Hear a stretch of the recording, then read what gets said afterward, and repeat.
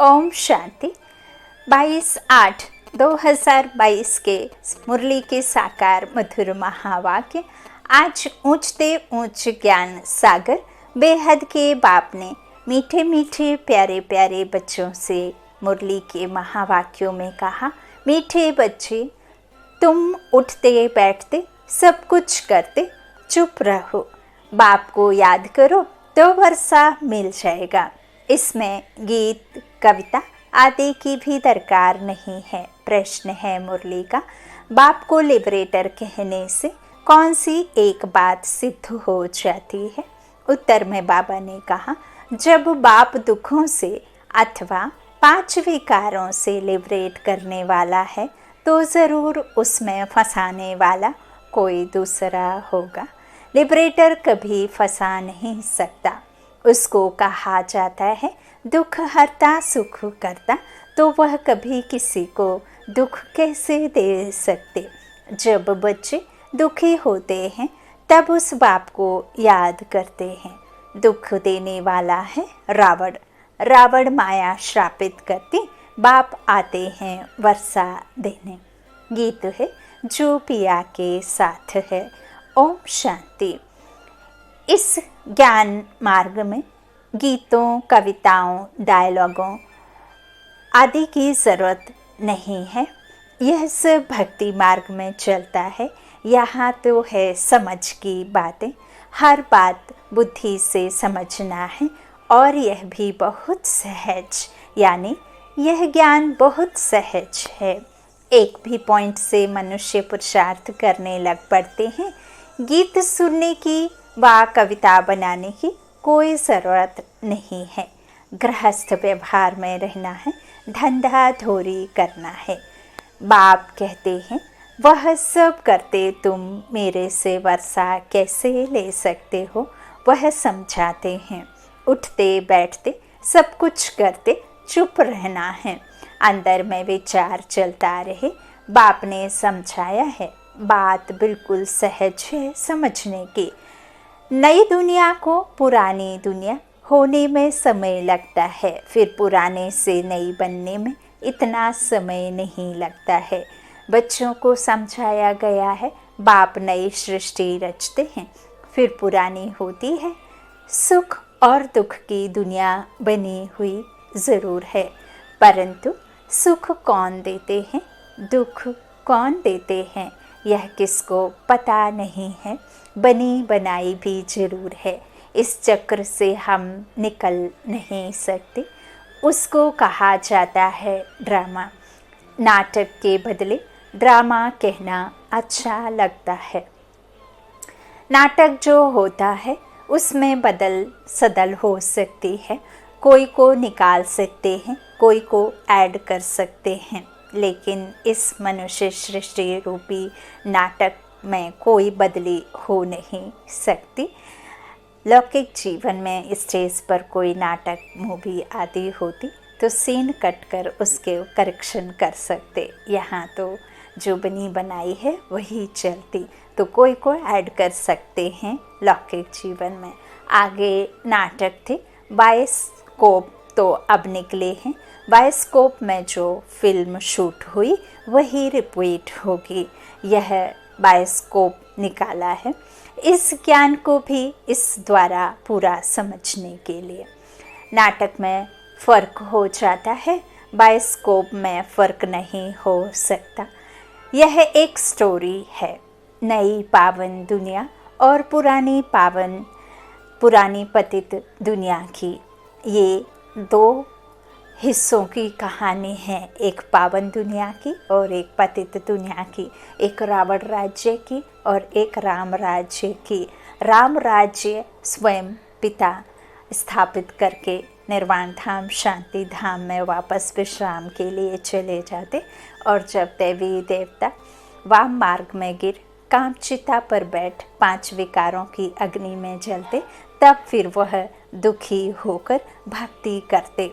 भक्ति चलती कलयुग अंत तक, फिर संगम युग पर स्वयं परमात्मा आते, तब फिर हमें चढ़ती कला में हमारी बेसमझ आत्मा को समझदार स्वयं परमपिता परमात्मा आकर बनाते।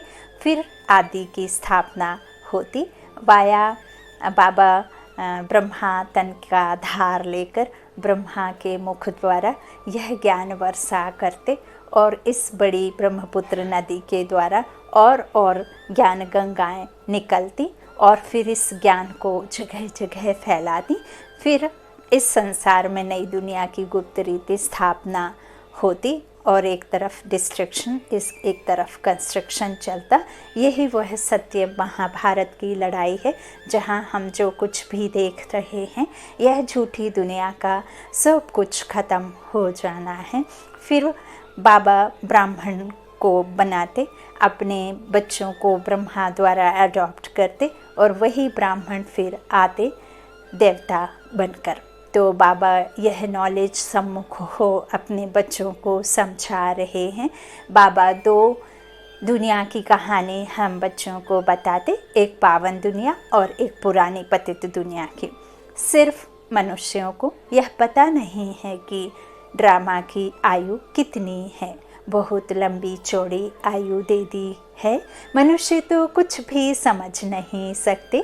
नई दुनिया में कितने समझदार, धनवान, पवित्र थे, सर्वगुण संपन्न थे। बाबा आज ऐसे क्यों समझा रहे हैं कि बच्चे भी जाकर ऐसे भाषण करें। भारत की पहले पहले महिमा करनी चाहिए। भारत को ऐसा किसने बनाया, वह भी महिमा निकलेगी। परमपिता परमात्मा की, जिसको सब याद करते हैं। याद क्यों करते हैं? क्योंकि पुरानी दुनिया में दुख बहुत है। दुख देने वाले 5 विकार ही हैं। सतयुग त्रेता को सुख धाम कहा जाता है। जो सुख का सागर आकर स्थापित करते, वह भी ब्रह्मा के द्वारा कराते। वह है ही ईश्वरीय स्थापना। यह फिर है आसुरी स्थापना जो रावण करता, जिसमें मनुष्य 5 विकारों में फंस पड़ते हैं। समझते भी हैं, बाप ही लिबरेट करते हैं। जो लिबरेटर है वह फंसाने वाला थोड़े ही होगा। उनका नाम ही है दुख हरता, सुख करता। उनके लिए हम दुख करता कह नहीं सकते। यह किसको पता नहीं है कि यह दुख देने वाले 5 विकार ही हैं, जिससे ही बाप आकर छुड़ाते हैं।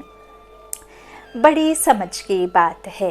सारी दुनिया में इस समय रावण राज्य है, सिर्फ लंका की बात नहीं है। मनुष्यों ने अपने अपने विचार हैं, जिसको बुद्धि में जो आया वह लिख देंगे। वैसे ही यह शास्त्र हैं, अपना अपना शास्त्र बना देते हैं। मनुष्य को कुछ पता नहीं है। भगवानो बच, यह वेद शास्त्र पढ़ना, यज्ञ तप आदि करना, जो कुछ तुम करते आए हो वह सब उतरती कला के हैं। जो कुछ तुमने बनाया है वह अपने को गिराने के लिए तुमको मत मिलती ही है गिरने की, क्योंकि है ही उतरती कला। पावन दुनिया थी, आपतित दुनिया है। आधा कल्प है नई दुनिया, आधा कल्प है पुरानी दुनिया। जैसे 24 घंटे होते हैं, 12 घंटे दिन पूरा हो फिर रात होती है। और यह तो समझने की बातें हैं। सहज सरल भाषा में भी बाबा कहते हैं 12 घंटे दिन तो 12 घंटे रात, और जब रात होती तो दिन हो ना सके, और जब दिन होता तो रात हो ना सके। ऐसे ही बाबा ने जब सुख दिया तब उस समय दुख हो ना सके, और जब दुख होता तब सुख हो ना सके। और 4 घड़ियाँ जो 6-6 घंटे में बटी हुई हैं, सुबह दोपहर शाम रात, ऐसे ही सतो प्रधान दुनिया जब होती तब एकदम सुबह होती। सतो प्रधान अवस्था, निर्विकारी अवस्था का युग जो सतयुग है वह असल में सुबह है। फिर त्रेता में थोड़ा सा दिन ढलता तो उसे फिर दोपहर कह सकते। फिर शाम, द्वापर और कलयुग तो है ही रात। तो इस तरह से 6-6 घंटे का बटा हुआ है। एक है शुक्ल पक्ष, एक है कृष्ण पक्ष। तो कृष्ण पक्ष जिसे कहते हैं अंधेरा और शुक्ल पक्ष कहते हैं सुख की दुनिया को। यह सब बातें बुद्धि से समझने की हैं। बाबा कहते वैसे यह ब्रह्मा का दिन और ब्रह्मा की रात गाई जाती है। विष्णु का दिन रात नहीं कहेंगे क्योंकि वहाँ तो होता ही दिन है। यह कितनी गुहा बातें हैं, सिवाय बाप के और कोई समझा ना सके। बाप समझाते हैं अभी तमो प्रधान से सतो प्रधान में जाना है। अभी अनुज अपनी बादशाही थोड़े ही स्थापन हुई है। बाप कितना सहज बच्चों को समझाते रहते हैं। सिर्फ शिव बाबा को याद करना है, तमो प्रधान से सतो प्रधान बनना है। यह बातें भी तुम अबलाएं ही समझ सकती हो। नई दुनिया और पुरानी दुनिया। नई दुनिया को रचने वाला बाप है। नई दुनिया स्वर्ग थी, फिर नरक किसने बनाया? रावण ने। रावण कौन है यह राज भी तुमको समझाया है। कोई भी विद्वान पंडित आदि नहीं समझ सकते। वह तो कह देते जगत मिथ्या है, सब कुछ कल्पना है, जबकि जगत मिथ्या कैसे हो सकता? प्रकृति को भी मिथ्या कहा। प्रकृति मिथ्या नहीं, अखंड है। वह तो सिर्फ अपना स्वरूप बदलती है। परिवर्तन ही विश्व का जो सबका ऐसे ही होना है। सबकी 3 अवस्थाएं होती ही हैं, सतो रजो तमो। चाहे फिर आप इस कपड़े को ही क्यों ना लें, इसकी भी जब सतो प्रधान अवस्था अर्थात एकदम नया, फिर धीरे धीरे इसकी रजो अवस्था आती, फिर तमो प्रधान जब अवस्था आती तो यह कपड़ा फट जाता, फिर दूसरा आपको लेना पड़ता। तो इसी तरह चाहे वो लाइफ हो जिसमें जीवन हो और चाहे ना हो, सबकी 3 अवस्थाएं ज़रूर होती। बाप बैठ बच्चों को समझाते हैं कि जगत को मिथ्या कह देते, लेकिन सब कुछ कल्पना है। तुम समझा सकते हो। अगर जगत बना ही नहीं है तो तुम बैठे कहाँ हो? यह जो वर्ल्ड रिपीट होती है उसकी पूरी नॉलेज चाहिए ना। नॉलेज ना होने के कारण कह देते हैं सब कुछ मिथ्या है। जिसने जो सुनाया सो सत्य। तुम तो एक बात में ही खुश होते हो। बाप तो बहुत अच्छी रीति समझाते हैं। बाप ने तो आधा कल्प का वर्षा दिया है, फिर रावण से हराया है। यह खेल बना हुआ है। तुम बच्चे जानते हो हम अभी ईश्वर के बने हैं और उनकी श्रीमत पर चल रहे हैं। यह चित्र तो बड़े अच्छे हैं। सबके पास बड़े चित्र होने चाहिए। बड़े चित्रों पर समझाना अच्छा होता है। और बाबा ने कई बार कहा वैसे तो मैं भी विचित्र और मेरे बच्चे भी विचित्र, मैं भी आदर्श, मेरे बच्चे भी आदर्श। जो ना दिखाई देने वाली शक्ति मैं सर्वशक्तिमान हूँ और वही शक्तियाँ तुम आत्माएं हो जो इस शरीर को चला रही हो। 84 के ड्रामा में पार्ट बजाने वाली वह छोटी सी बिंदु ही है। तो बाबा कहते लेकिन द्वापर से तुम बच्चों ने जो तुम्हारा नहीं है वही सब कुछ तुमने अपना समझा, अर्थात जो शरीर है, जो भौतिक सुख सुविधाएं हैं, जो इस दुनिया में हम इन आँखों से देखते हैं, उसे ही हमने अपना समझा। इस करके बाबा कहते इस शरीर के बोझ को तुमने द्वापर से ना जाने कितने जन्म तक सहा और इसे ही अपना समझा।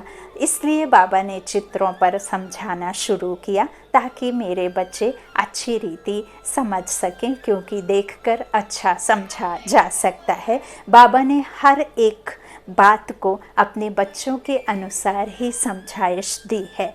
अच्छा, बाबा कहते हैं चक्र सामने खड़ा है, संगम युग भी सामने लगा हुआ है, कलयुग है काला पतित, उनमें लोहे की खाद पड़ने से काले हो गए हैं। अब बाबा यहाँ आत्मा की कालक की बात कर रहे हैं, शरीर की बात नहीं करते। शरीर तो जलकर एक छूटता है तब वो नष्ट हो जाता है, आत्मा पर ही ये लेप छेप लगे हुए हैं। आत्मा ही गिरती है, आत्मा ही पावन से पतित बनती है। तो बाप कहते हैं खाद पड़ने से काले हो गए हैं। भारत कितना गोल्डन एज था, अब फिर इनको आयरन एज से चेंज होना है। उनकी स्थापना, इनका विनाश होना चाहिए। गायब ही चाहता है। परम पिता परमात्मा त्रिमूर्ति है। त्रिमूर्ति का अर्थ भी कोई समझते नहीं है। रोड पर भी त्रिमूर्ति नाम रखे हुए हैं, रखते हैं ना। तो वास्तव में त्रिमूर्ति है ब्रह्मा, विष्णु, शंकर। यह तीनों देवताएं हैं अलग अलग। फिर वहाँ भक्ति में तीनों को एक साथ दिखा दिया, 3 सिर दिखा दिया और ब्रह्मा को बूढ़ा तो दिखाया है। तो बाबा कहते हैं प्रजापिता ब्रह्मा तो यहाँ होगा। ब्रह्मा, विष्णु, शंकर यह तीनों देवताएं हैं अलग अलग। इन सबसे ऊंचते ऊंच है परम पिता परमात्मा शिव। करण करावन हार, उनको गुम कर दिया है। देवताओं से भी ऊपर तो वह निराकार भगवान ही है। जैसे बाप निराकार है वैसे हम आत्माएं भी निराकार हैं। हम यहाँ आए हैं पाठ बजाने। लक्ष्मी नारायण की डिनाइस्टी थी, 1-2 के पिछाड़ी राज्य करते आते हैं तो स्वर्ग की महिमा सुनानी पड़े। भारत कितना धनवान था, प्योरिटी, पीस, प्रॉस्पेरिटी थी। कभी अकाले मृत्यु नहीं होती थी। नई दुनिया थी, बाप ने ही नई दुनिया रची थी। बाप 16 कला बनाते हैं, आत्मा का 16 श्रृंगार करके कहते हैं बच्चे मन मना भाव मामेकम याद करो। यह है भगवान वाच। उनको पतित पावन कहा जाता है। श्री कृष्ण को ज्ञान सागर नहीं कहेंगे। फिर गीता में श्री कृष्ण का नाम क्यों डाला है? बाप और बेटे की जो बायोग्राफी एक साथ मिक्स कर देने से दुनिया कितना मूंझ गई है। कोई द्वारा साक्षात्कार हुआ, कहेंगे बस यह श्री कृष्ण का रूप है। दुनिया में तो अनेक प्रकार के मनुष्य हैं।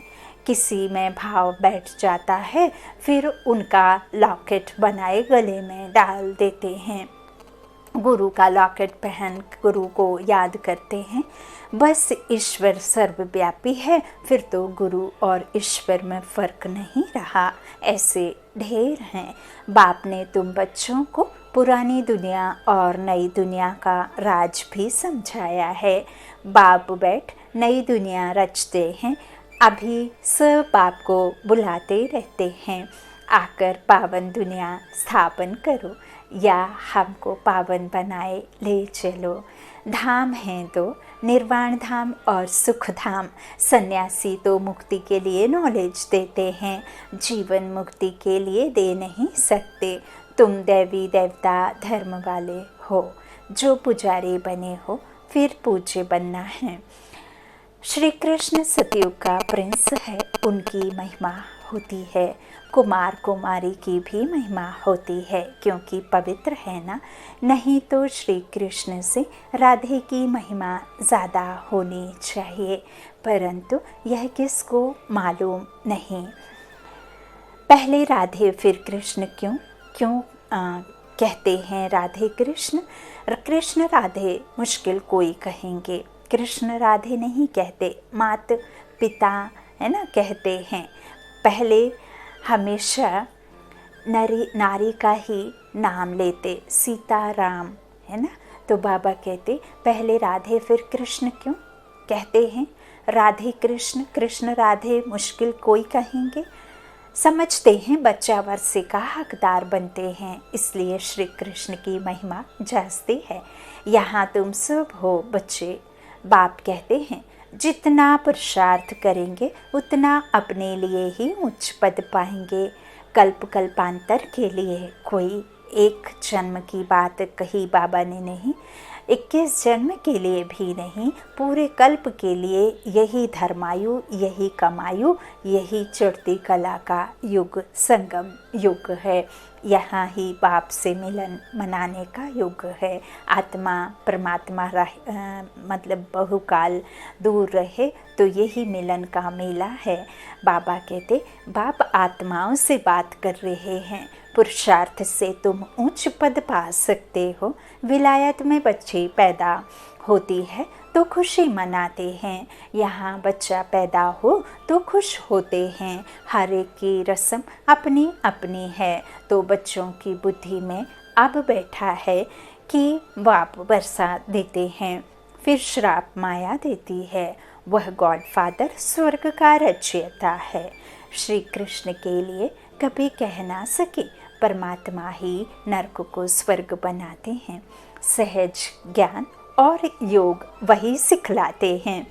ऐसे ऐसे भाषण तुम कर सकते हो। गीता में श्री कृष्ण का नाम डाल खंडन कर दिया है।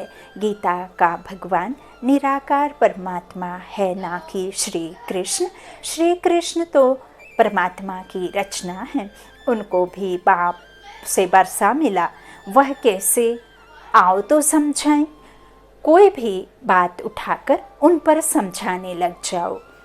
पुरानी दुनिया नई दुनिया पर समझाने से उसमें सब आ जाता है। इन 5 विकारों को छोड़ो। घर में भी किस पर क्रोध नहीं करो। ख्यालात आने चाहिए कि जैसा कर्म हम करेंगे हमको देख फिर और करेंगे। मैं भिखारी बनूंगा तो मुझे देख और भी भिखारी बनेंगे। बाप फरमान करते हैं, अब पवित्र बनो, स्त्री को भी पवित्र बनाओ।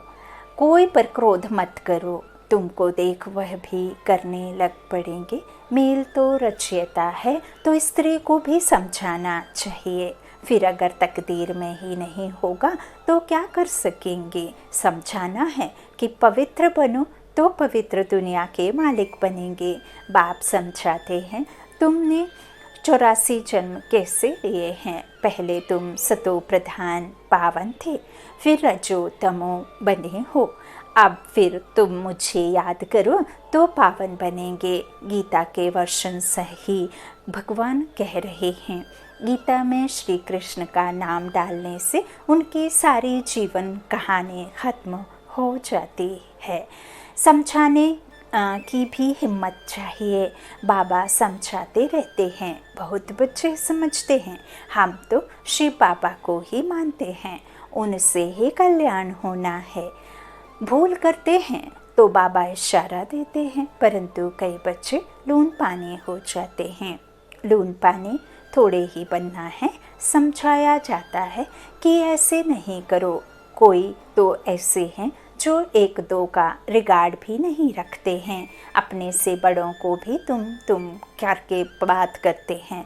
सेंसिबल बच्चों को सर्विस का बहुत शौक होना चाहिए। फलाना सेंटर खुला है, हम उन पर जाकर सर्विस करें। बिगर कहे जो करे सो देवता। कहने से करें वह मनुष्य, कहने से भी ना करें तो अच्छा। मीठे मीठे सिकिलाधे बच्चों प्रति माता पिता बाप दादा का याद प्यार और गुड मॉर्निंग। रूहानी बाप की रूहानी बच्चों को नमस्ते। हम रूहानी बच्चों की रूहानी माता पिता बाप दादा को याद प्यार और गुड मॉर्निंग। शुक्रिया बाबा, मीठे बाबा, प्यारे बाबा, सबका साथी सबका सहारा। धारणा के लिए मुख्य सार। पहला बाबा कहते, सदा यह बात याद रखना है कि जो कर्म हम करेंगे हमें देख और भी करने लगे पड़ेंगे। इसलिए कभी भी श्रीमत के विपरीत विकारों के वश हो कोई भी कर्म नहीं करना है। दूसरा, सर्विस का शौक रखना है। बिगर कहे सेवा में लग जाना है। कभी भी आपस में लून पानी नहीं होना है। मीठा वरदान मीठे बाबा का। एवर रेडी बन हर परीक्षा में रूहानी मौज का अनुभव करने वाली विशेष आत्मा भव। संगम युग रूहानी मौजों में रहने का युग है, इसलिए सदा मौज में रहो। कभी भी मूंझना नहीं। कोई भी परिस्थिति या परीक्षा में थोड़े समय के लिए भी मूंझ हुई तो और उसी घड़ी अंतिम घड़ी आ जाए तो अंतमति सुगति क्या होगी। इसलिए सदा एवर रेडी रहो। कोई भी समस्या संपूर्ण बनने में विघ्न रूप नहीं बने। सदा यह स्मृति रहे कि मैं दुनिया में सबसे वैल्यूबल विशेष आत्मा हूँ। मेरा हर संकल्प, बोल और कर्म विशेष हो, एक सेकंड भी व्यर्थ ना जाए। स्लोगन: श्रेष्ठ कर्मों का खाता जमा करते चलो तो विकर्मों का खाता स्वतः समाप्त हो जाएगा। श्रेष्ठ कर्मों का खाता जमा करते चलो तो विकर्मों का खाता स्वतः जमा हो जाएगा। अच्छा, ओम शांति। शुक्रिया बाप दादा, शुक्रिया आप सभी भाई बहनों के स्नेह का, प्यार का। हिम्मते बच्चे मददे बाप, हम सबको मिलकर अब सिर्फ और सिर्फ बाप का परिचय हर एक संबंध संपर्क में आने वाली आत्मा को देना है। पहले खुद का पहचान करिए, फिर औरों को पहचान दीजिए। जब हम मैं को जान लेते हैं तो सारे संसार का राज समझ में आ जाता है। अच्छा, गुड नाइट।